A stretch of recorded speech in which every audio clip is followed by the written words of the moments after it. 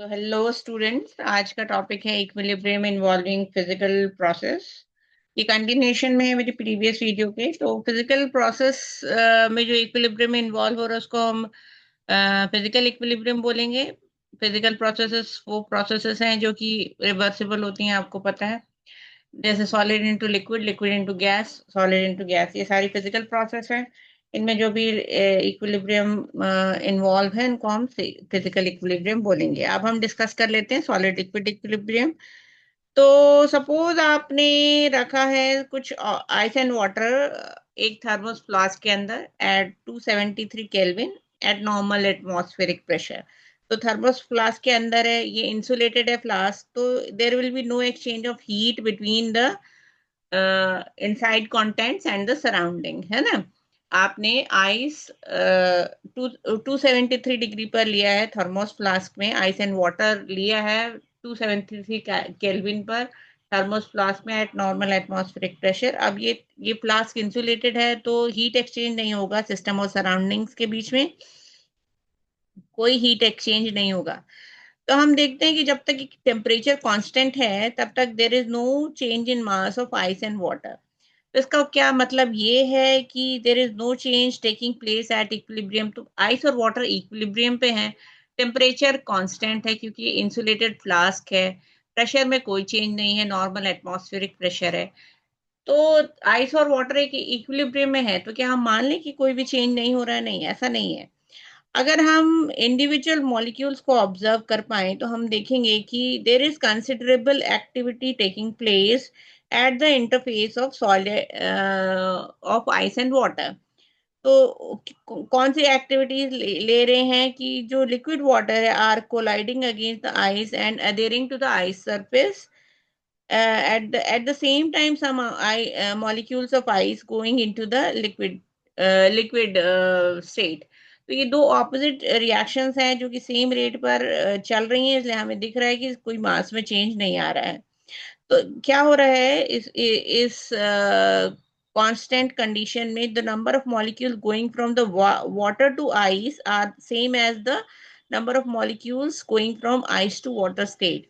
तो ऐसा नहीं कि कोई चेंज नहीं हो रहा है, विजिबली आपको दिख रहा होगा कि कोई चेंज नहीं हो रहा है, but there is considerable change and ice and water are getting change into into one another at the same speed. तो क्या होता है इस कंडीशन पे 273 केल्विन, जबकि कोई हीट एक्सचेंज नहीं है। जो वाटर आइस और वाटर को आपने जो थर्मस फ्लास्क में रखा था वो इक्विलिब्रियम में है, मतलब जितने मॉलिक्यूल्स आइस के वाटर में चेंज हो रहे हैं उतने ही मॉलिक्यूल्स वाटर के आइस में चेंज हो रहे हैं। ये इक्विलिब्रियम रिवर्सिबल रिएक्शन, दोनों साइड की रिएक्शन सेम रेट पे हो रही है, इसलिए दिख रहा है कि आपको कोई चेंज नहीं हो रहा जब तक कि आप टेम्परेचर में कोई चेंज ना करें। एट कांस्टेंट टेम्परेचर ये सब हो रहा है। तो आइस और वाटर इस कंडीशन में इक्विलिब्रियम में है। ऐसा नहीं हम बोल सकते कि कोई चेंज नहीं हो रहा है। मैंने बताया कि अगर आप माइक्रोस्कोपिक लेवल पे देखें तो कुछ जो लिक्विड वाटर उसके उसके जो मॉलिक्यूल्स है they are striking against the ice surface and adhering to it, and at the same time ice, some amount of ice is converted into water also.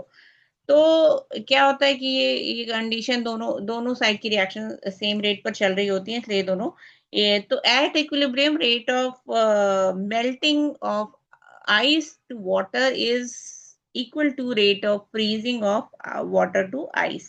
तो rate of melting is equal to rate of freezing, इसलिए हमें visibly कोई change नहीं दिख रहा होगा। Amount of water ice जितना हमने डाला उतनी रहेगा जब तक कि constant change, there is no change in temperature. अच्छा, आप देखोगे कि ice and water are in equilibrium खाली एक पर्टिकुलर टेम्परेचर पे है क्योंकि आपने इंसुलेटेड फ्लास्क में इसको रखा हुआ है। ठीक है, इंसुलेटेड और प्रेशर की कंडीशन में भी कोई चेंज नहीं हो रहा है।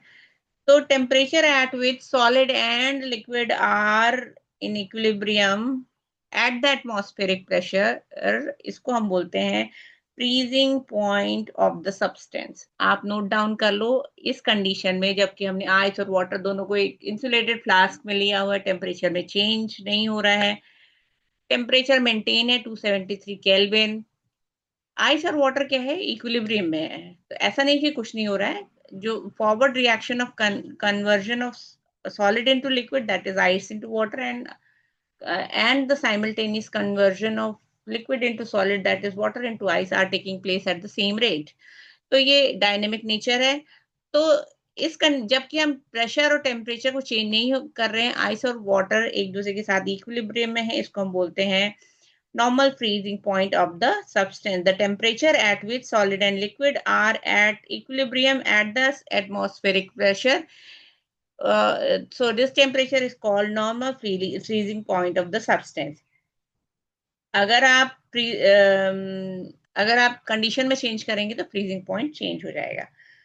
So we can conclude that at equilibrium, we can conclude that both the processes, melting and freezing here in this case, are taking place simultaneously, and both the processes occur at the same rate, so that the amount of the substance on both the side is constant. दोनों side की reaction same rate पे हो रही है। मैंने बार बार बोला, ऐसा नहीं है कि कुछ नहीं हो रहा, कोई चेंज नहीं हो रहा है, दोनों side amount of change is similar eight the same rate.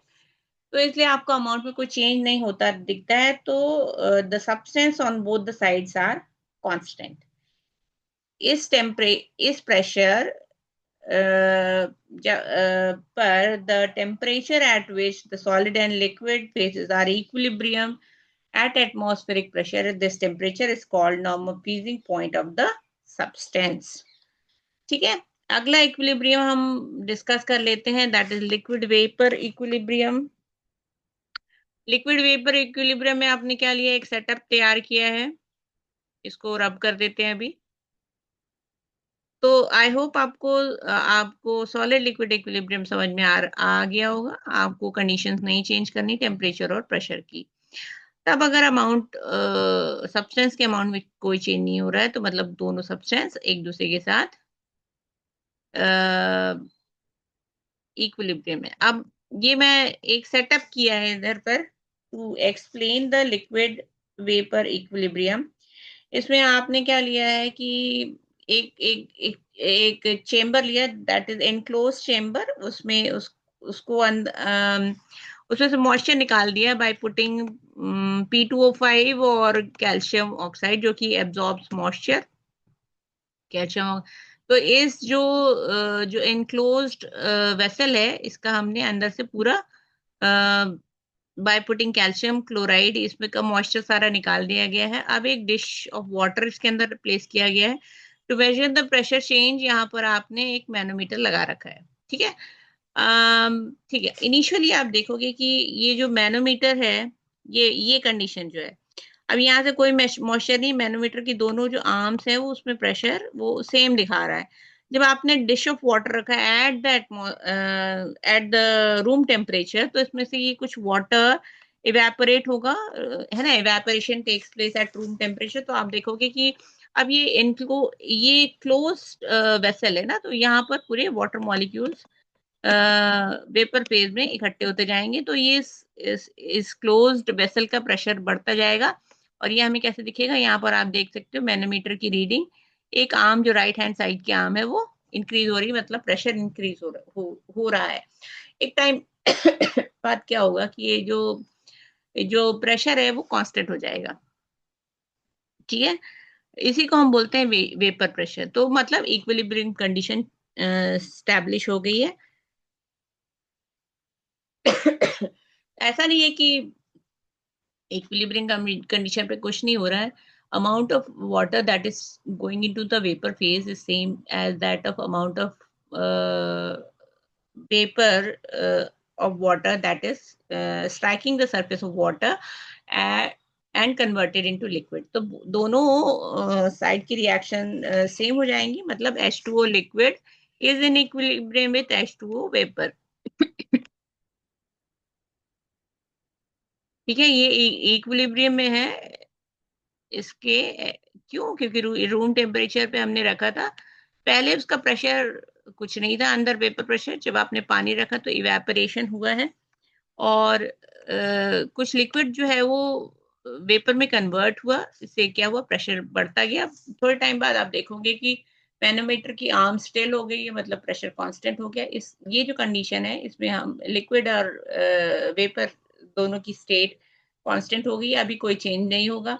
ऐसा नहीं है कि कोई चेंज विजिबल ही नहीं होगा, बट हो रहा है some of the vapor molecules are striking against the liquid surface and getting converted into liquid, and at the same speed the liquid is converted into the gaseous phase. तो तो equilibrium, अच्छा इसमें close vessel था तभी आप equilibrium attain कर पाए, क्योंकि आपने जो वेपर मॉलिक्यूल्स इकट्ठे हो रहे थे उनको आपने क्या किया, आपने एस्केप नहीं होने दिया एटमॉस्फेयर में.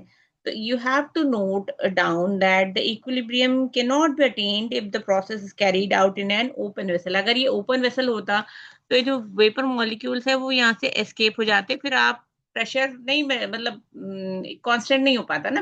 हमने क्या बोला, ये इक्विलिब्रियम में measurable property should become constant with time.